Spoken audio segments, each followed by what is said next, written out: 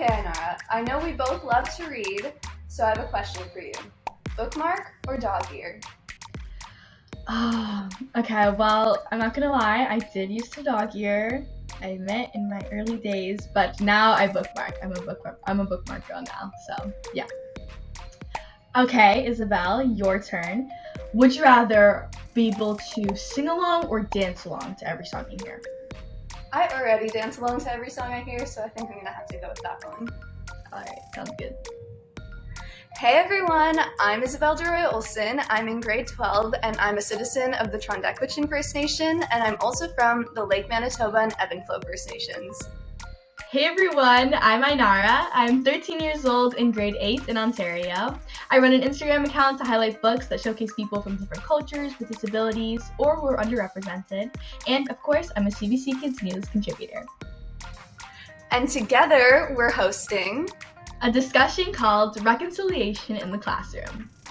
You're probably wondering what kind of talk we're gonna have today. Let's tell them. So today, we're going to be talking to 3 Indigenous students from different parts of the country. We're going to ask them questions and find out their opinions on reconciliation in the classroom. We're also going to feature questions from classrooms across the country and include your reconciliation wins. So stay tuned for that. We hope we not only have fun, but learn something new about reconciliation, what it means, and learn a few new ways to help. But first, who are these mystery guests?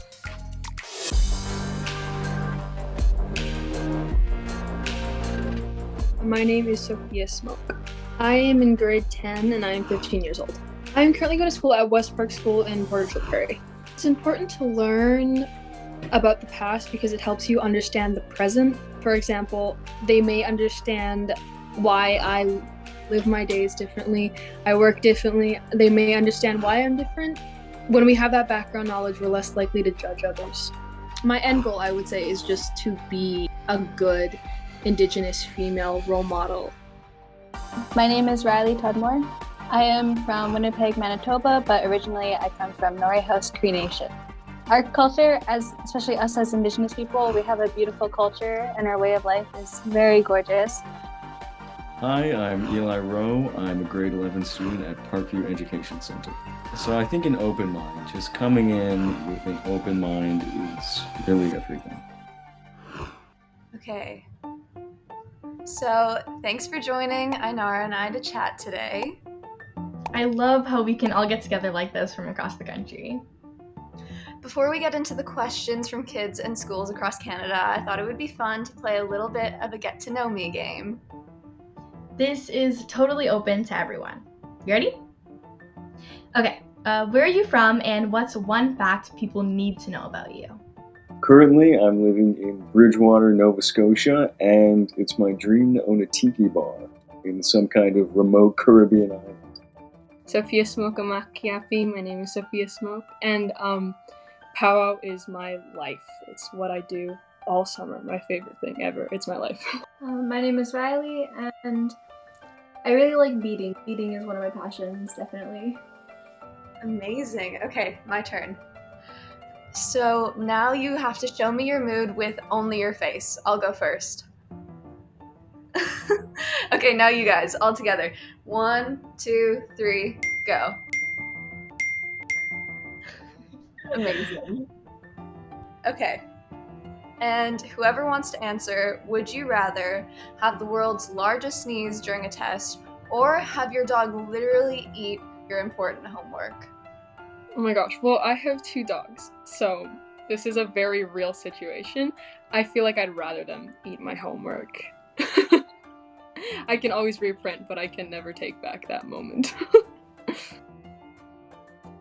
Yeah, I'd have to agree. You know, big sneeze, middle of a test, everyone's looking at you. Nobody wants that. Honestly, I don't have dogs, so I'd go with sneeze, but it's fine because just play it off and be like, who is that? Yeah, I love that. So today we're here to talk about reconciliation in school, and we have a lot of teachers and classes that we're going to get to. These questions focus on Orange Shirt Day. Does anyone have an Orange Shirt Day memory they would like to share? This isn't a very specific memory, but I do remember a lot of the kids not really understanding, and when we were in elementary, a lot of them thought it was for Halloween because it was nearing October, and a lot of them thought it was for Halloween. Of course, me being an Indigenous kid, I always knew it was different, but that was hard to explain in elementary school. Yeah, I definitely agree with Sophia because there wasn't a lot of Indigenous kids in my school in elementary or a lot of Indigenous teachers. So it was definitely like harder, I guess, in a way for a lot of kids to know what it was and understand what it was about. And then once they realized what it was about, they were kind of like, whoa, like that actually happened, kind of, which is kind of like, yeah, it has happened. Yeah, for me, it's important to honor Orange Shirt Day because I feel like it's important for those who aren't Indigenous to take the time to learn about our culture in a positive way. The pandemic has made it way more difficult for students to connect over the past 2 years. So, what are all of your hopes for Orange Shirt Day moving forward? I would personally like to see it become more of an event at school, something that's a lot more focused on, rather than just saying, hey, wear an orange shirt. I'd like to hear an explanation as to why do we wear orange shirts.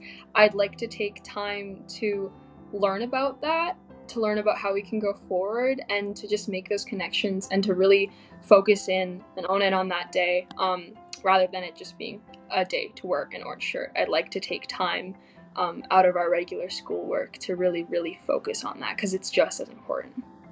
Yeah, I would like to see a wider understanding of what Orange Shirt Day is, and maybe some more involvement from local Indigenous communities and elders in the school system to try to educate people on what happened in the past and how we can do things in the future. So, CBC Kids News did a call out for student and classroom questions, and we received a lot of good questions. Miss Townsend's class from Yellowknife, Northwest Territories asked this.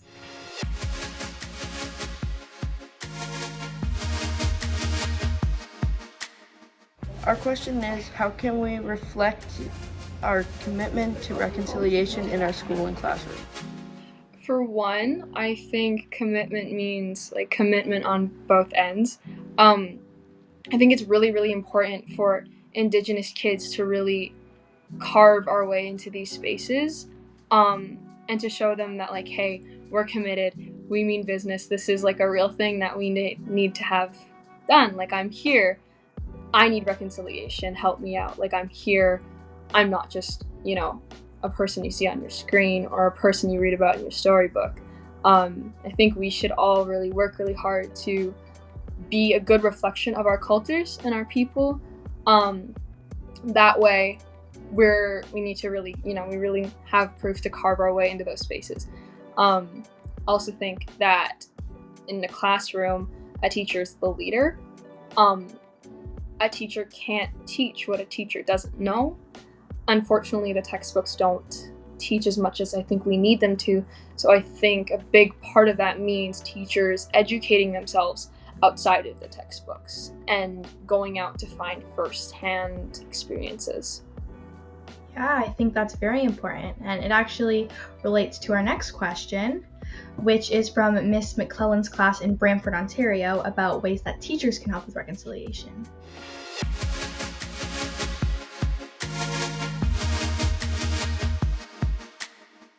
What do you think teachers should focus on when teaching about reconciliation and Indigenous peoples' history?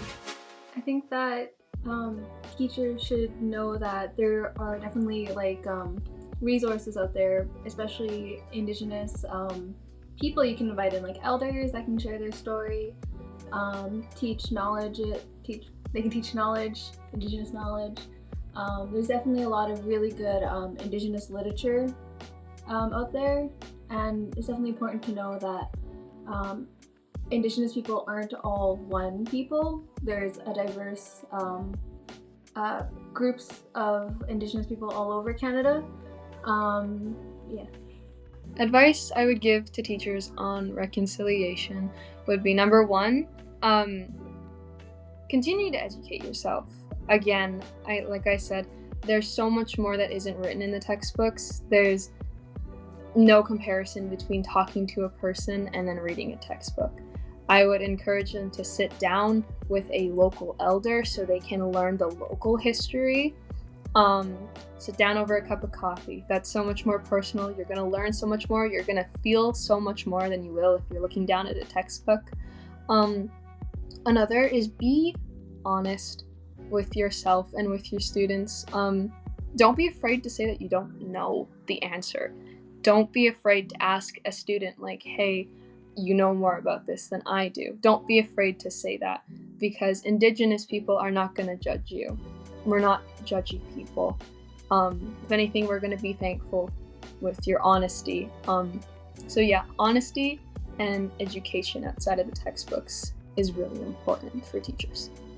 And Eli, I have a question for you. You were in a class where a teacher asked students what were the good qualities of residential schools. Why do you think that was a problem? And can you tell me how that made you feel? Personally, I was pretty confused by the question because I, for the longest time, was under the impression that there were no good qualities. I can't really see contributing to genocide being a good thing. So, the question partially enraged and confused me. And it's not just teachers. Kids also want to know how to help too. Here's a question from Miss Curtin's class in Winnipeg, Manitoba.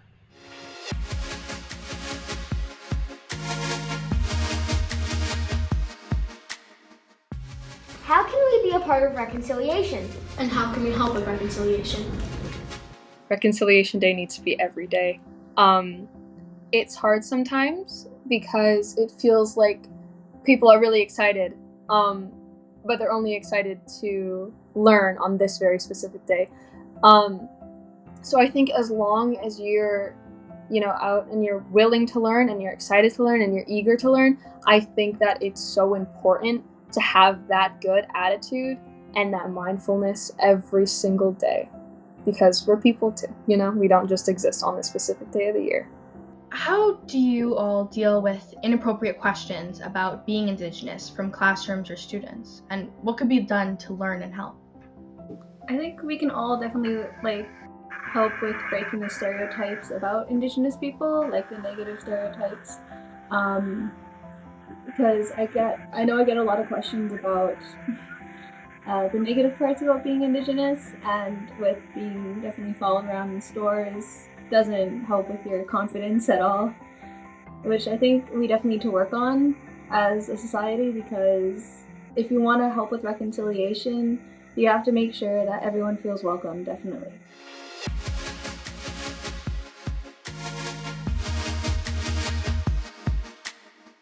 How can we learn more about Indigenous histories in our schools? Bye! Talking to people within communities, talking to elders, perhaps even taking people to local communities, just a thought.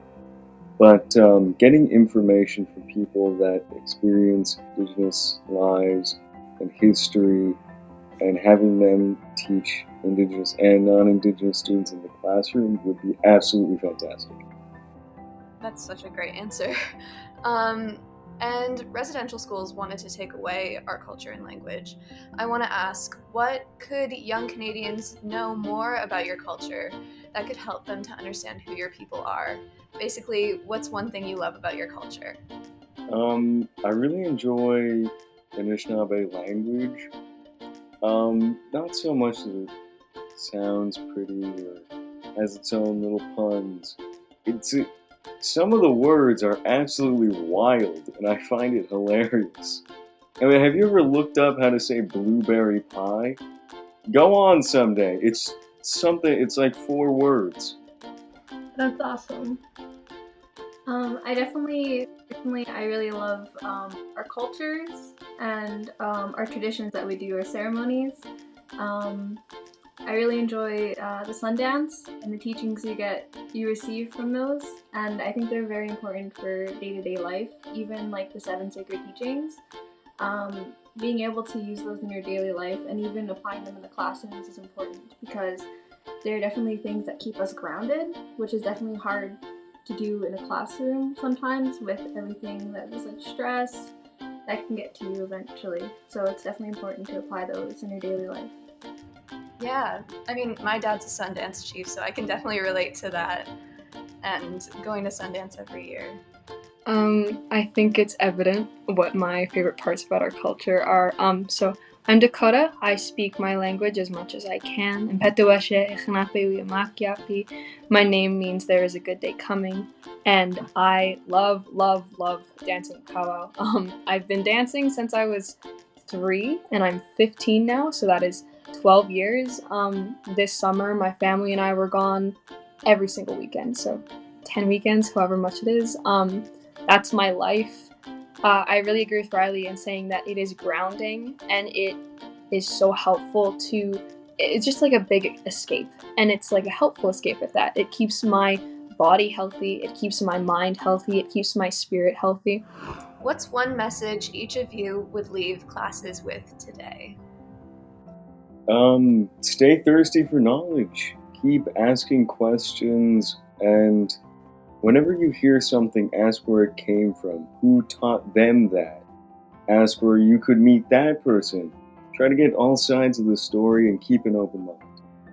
Just, continue to ask questions. Be excited. Indigenous culture is vibrant and it's happy and it's joyful.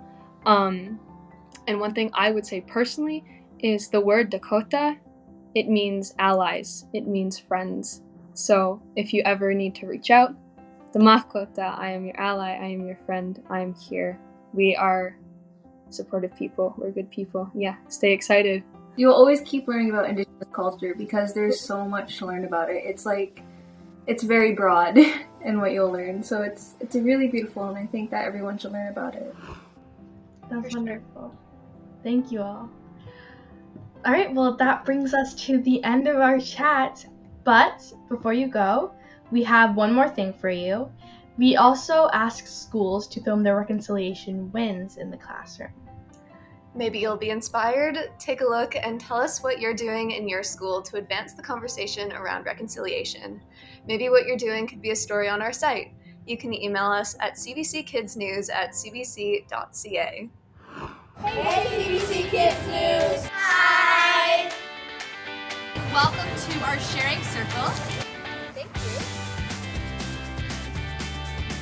Modoa Hazy, everyone. We are speaking to you from the traditional territory of the Yellowknife Dene First Nation. May our reconciliation win!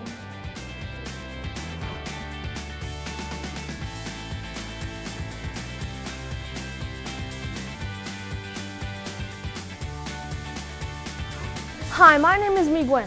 My favorite part about the meal is the water.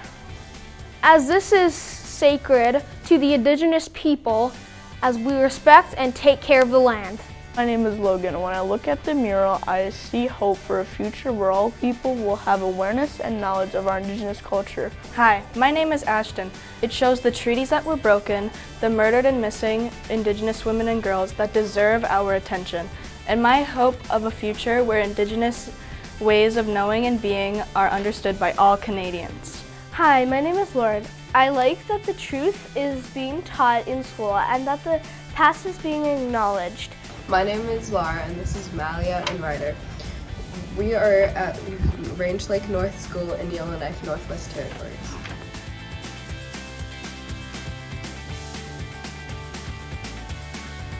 I am reading Orange Short Story by Phyllis Webster. Our class is reading The Case of the Missing Auntie by Michael Hutchinson.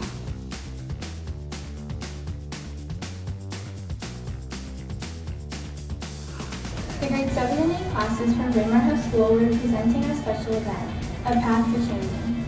This presentation will educate, honor, and hopefully facilitate change. Cheney Wenjack was a young Indigenous boy taken from his family and forced into a residential school. He tried to make his way back home to his family, but died along the way. We want to share his story and encourage others to remember and honor him too. We will be presenting this in front of our school, and we will also be allowing our parents and our community to join us.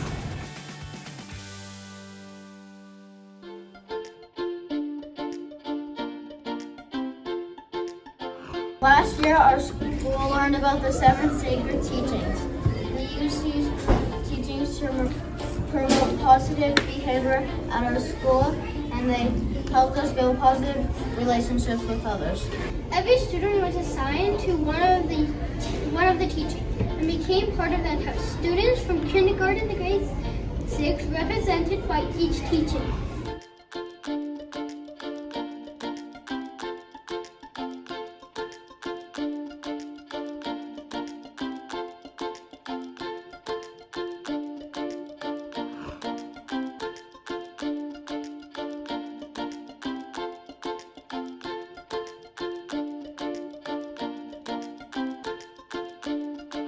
We're grade 4-5 from Queen Mary Public School. And today we are sharing our path to truth and reconciliation.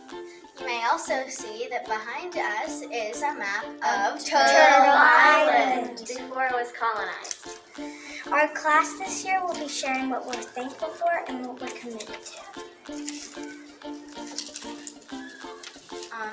You may also see that and wonder why we have these orange tulip bulbs and orange hugs. We're making a heart garden In honor of residential school survivors and those who did not.